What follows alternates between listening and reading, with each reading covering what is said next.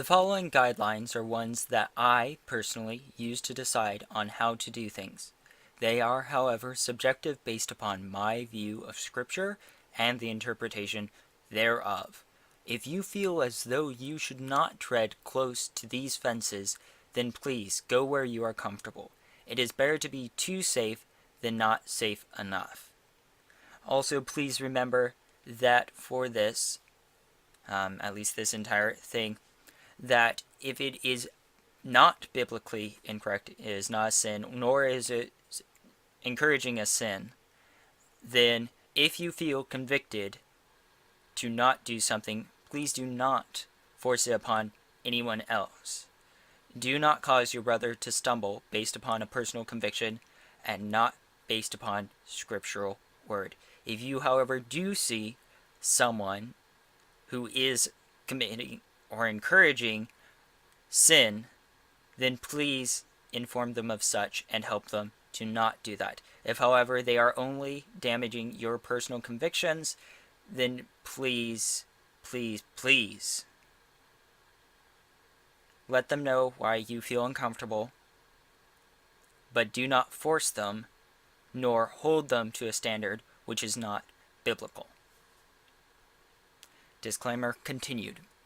It's important to understand the importance of maintaining the integrity of the line between reality and fantasy. Once the line begins to blur, people can begin to try to do things they see in media in real life.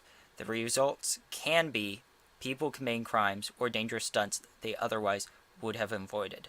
Please also note that these people generally are mentally unstable or have some sort of external issue which would cause them to do this. 90% of reasonable people would not do this at all. But do not encourage anything that would cause dangerous harm to anyone, and please try to maintain the integrity so that even normal people who play the game for too long will not begin to be caught up and lose that line. How should we proceed? Setting up some guidelines to help keep your way. We're going to be covering violence, drugs and alcohol, language, sexuality, and spirituality. Violence, the first one. Is violence in any form against Scripture? How should we present violence? Is violence against Scripture? Exodus 20:13 says, according to the ESV, "You shall not murder." Strong's H7523, murder, verb, dictionary.com, the unlawful killing of another human being without justification or excuse. We know that God directed the children of Israel to destroy many civilizations as well as fight wars against other pagan nations. And you should also note that these pagan nations were committing sins such as lots of fornication, sacrificing their children to their gods for fertility. That's one of the things they did. Committing blood sacrifices, including people and animals, to said gods, and generally doing really unhealthy things at all. Also, we know that in Revelations there will be a final war and that Christ will be in it. He will return, and from his mouth will come a two-edged sword. And there will be one final battle in which all the people who have been deceived for the final time finally are defeated, and both Satan and hell will be cast into the fiery pit after the day of judgment is called. His violence against Scripture continued. Matthew 26:52. Then Jesus said to him, "Put your sword back in its place, for all who take the sword will perish by the sword." Also, people will see it as those who live by the sword will die by the sword, is the general saying of that verse. So what does it mean to live by the sword? It means what is said, those that live to kill will be killed.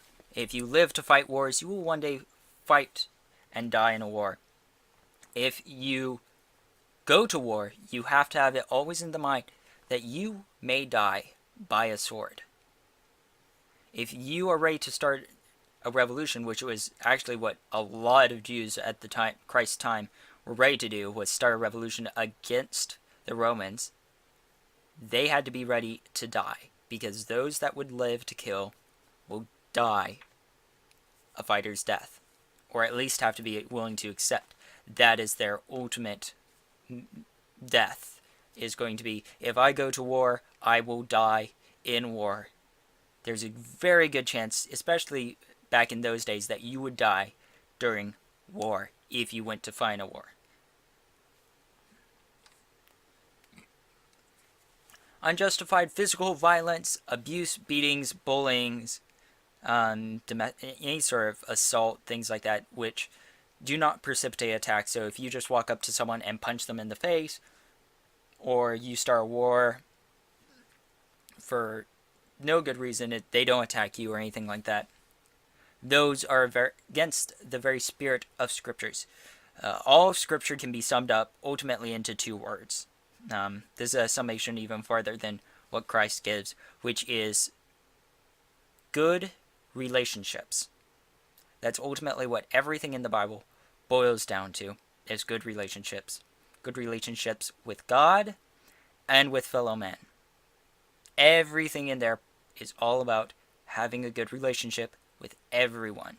Your neighbors, your co-workers, the people you meet on the street, everyone. And ultimately with God. Good relationship with everyone.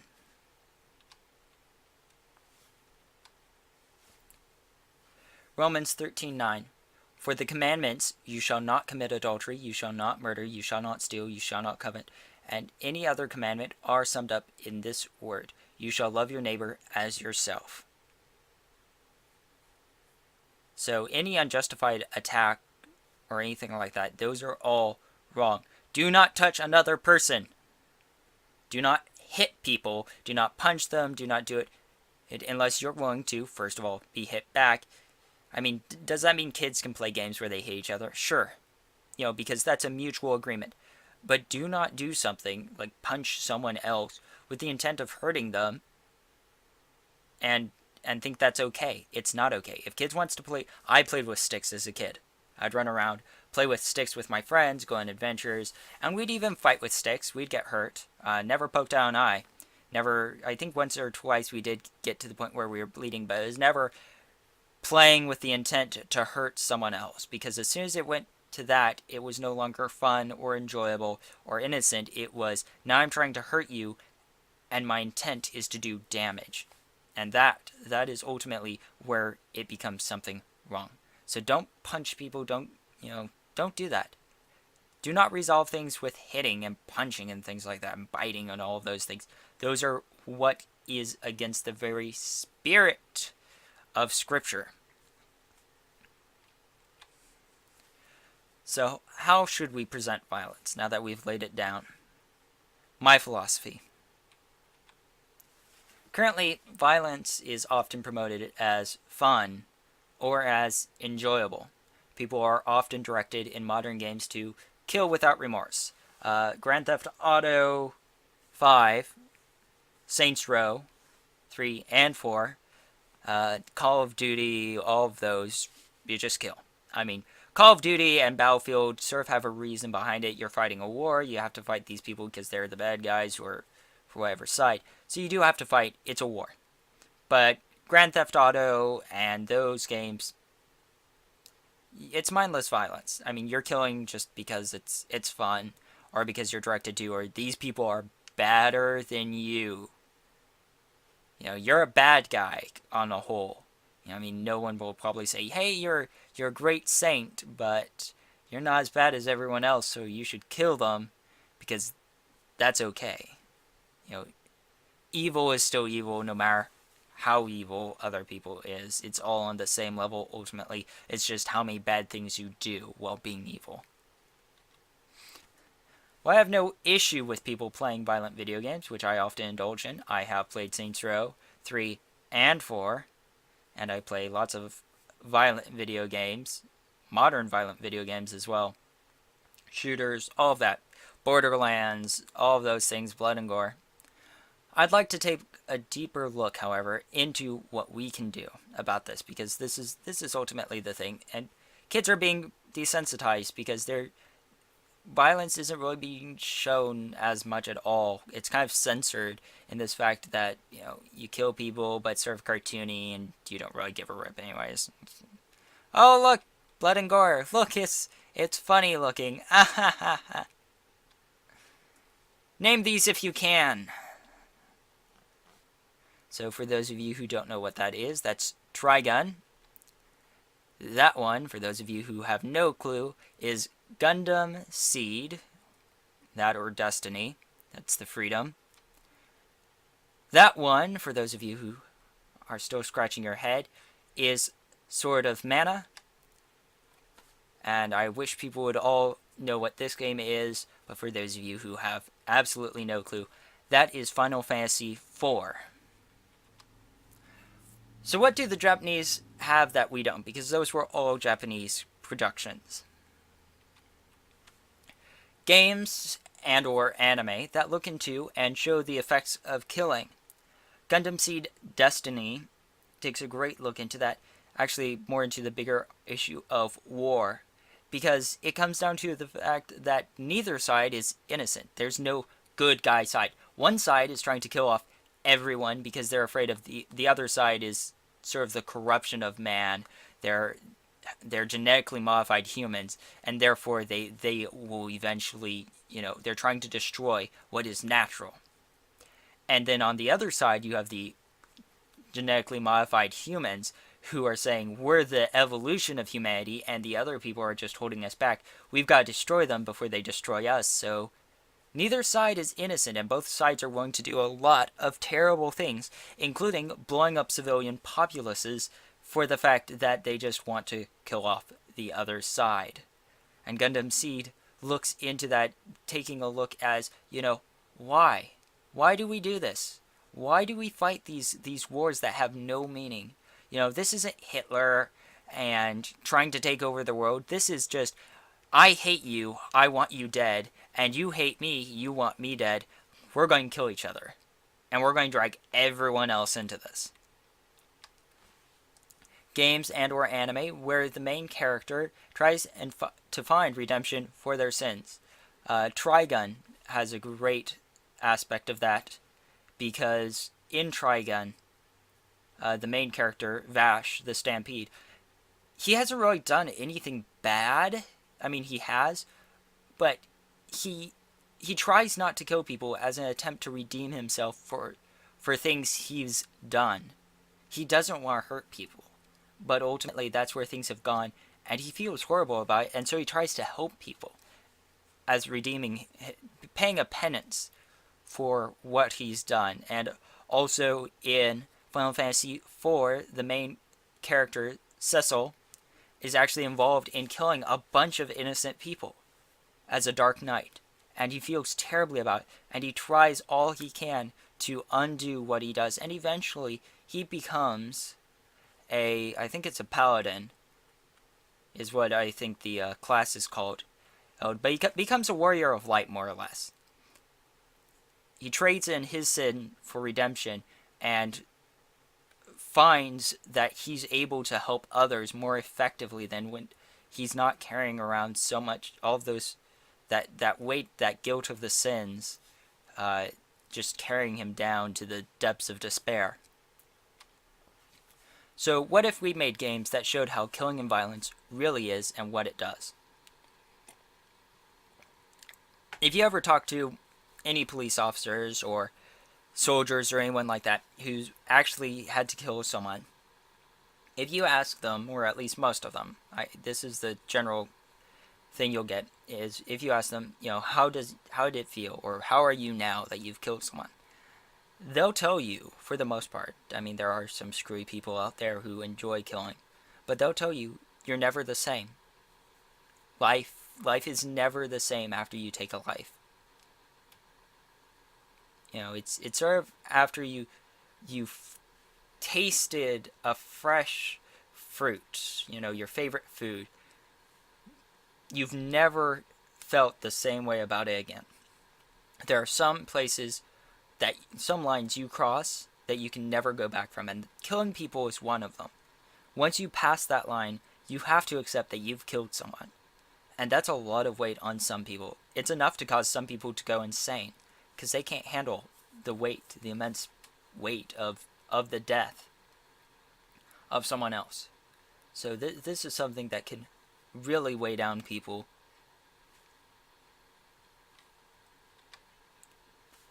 How would that affect people and their thoughts? You know, if we if we actually showed how someone actually dies, probably at least a third of the people who play games would throw up. Just into a bag or something. Because it's not a pretty sight. There's actually in Sword of Mana, since I've mentioned all of the other examples, Sword of Mana was very good for the fact that there was almost no actual bad guys. All of the villains, all of the people you had to fight and sadly kill, none of them were actually the bad guys. It was either based upon misunderstandings or because they were being played by the main villain. And so you had these points where you're getting to know these people and you're trying to talk to them and you're like, hey, I'm not your enemy. And they flip out because they think you are, or they're like, you are my enemy, I've got to stop you. And then when it comes down to it, you fight them, you kill them. And it's just so sad. There's no satisfying defeat to the villain because you realize they're all not bad guys. You know, deep down outside, they're people just like you. They make stupid mistakes, and yes, they may do bad things, but ultimately, they are the same as you. We all bleed red. And just because some people have given over their lives to evil, doesn't mean that every person who does wrong is a villain and needs to be killed. There are a lot of people out there, and I'd say, generally, the thing is that people are generally repentant for the stupid and evil things they do. And so, I think people would rejoice in death a little bit less, in just mindless, senseless killing. Especially in the real world, it would give them a perspective of, it's not fun. It's not the best, beautiful thing.